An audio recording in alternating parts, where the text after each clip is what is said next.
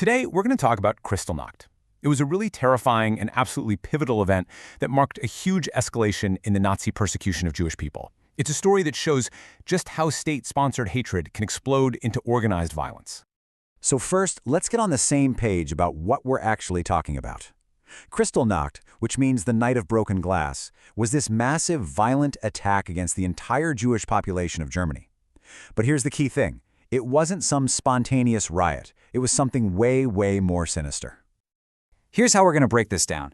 We'll start with the single act the Nazis used as an excuse, then we'll walk through the Night of Terror itself and the absolutely cruel aftermath. And finally, we'll see how Kristallnacht became this horrifying, undeniable turning point towards genocide. So, how does something like a nationwide attack even start? Well, in this case, the Nazi regime grabbed onto the desperate act of one young man and used it as an excuse to unleash violence they had planned all along. And it's so important to understand this word pogrom. Kristallnacht was a pogrom. It's a Russian word, and it means an organized, coordinated assault on a specific group. This was not a random outburst of anger, okay? It was a calculated campaign of terror. The spark that lit the fuse was this really rapid chain of events. So in late October 1938, the Grindspont family, along with thousands of other Polish Jews, were just violently kicked out of Germany. Their 17-year-old son, Herschel, was in Paris, and he was enraged. In an act of retaliation, he went to the German embassy and assassinated a Nazi official. And just like that, the Nazi regime had the pretext it was waiting for. The murder of this one official was used as the official reason to unleash this wave of terror against every single Jewish person in Germany. Make no mistake, this was not some spontaneous thing. The order came directly from the top. The propaganda minister, Joseph Goebbels, organized the whole thing. He used the Nazi Party's paramilitary thugs, the SA, to lead the attacks all across the country. The scale of the destruction was just staggering. All across Germany, more than 500 synagogues, homes, and businesses were looted and set on fire. I mean, these were the very centers of Jewish community, faith, and daily life, just gone. And the violence was absolutely deadly. When the 2 days of terror finally ended, at least 90 Jewish people were dead. They were beaten to death in the streets and inside their own homes.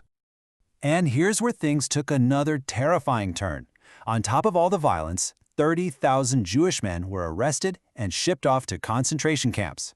The Nazis, with unbelievable cynicism, called this protective custody. The cruelty of the regime is just perfectly captured in the name itself. Kristallnacht, Night of Crystal. You know, that term was actually coined by a top Nazi official, Hermann Göring. He was mockingly describing all the shattered glass from Jewish storefronts as crystals or diamonds, just chilling. What happened next? Honestly, it's almost hard to believe. The Nazi government, after orchestrating this entire nationwide attack, then turned around and officially punished the victims for all the destruction. It was immediate.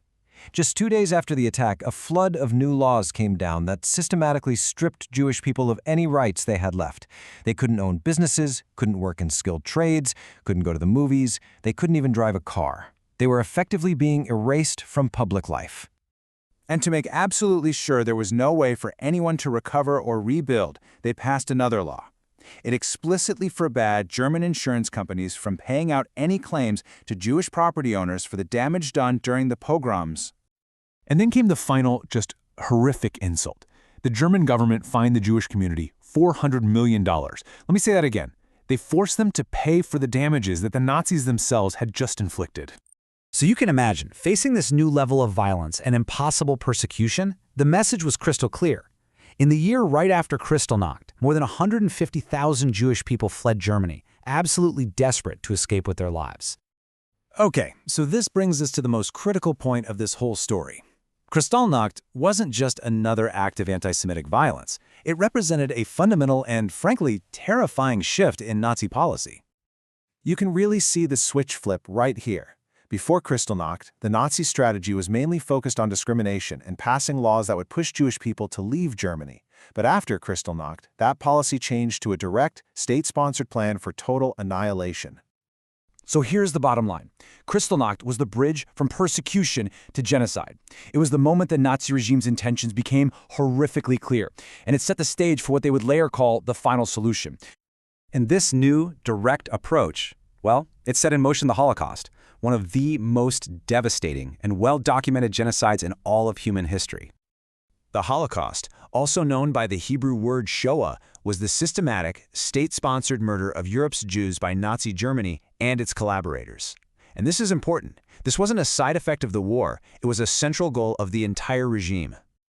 The number is just almost impossible to comprehend. 6 million. 6 million Jews, men, women, and children, were murdered.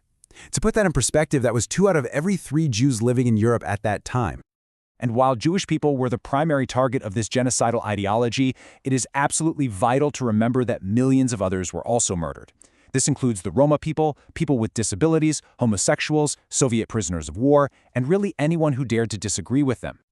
The history of Kristallnacht shows us this chillingly clear line, from hateful words to discriminatory laws, and finally to organized, murderous violence. And it leaves us with this really profound and sobering question that echoes through history. How does this happen? And what are the warning signs that we must never, ever ignore?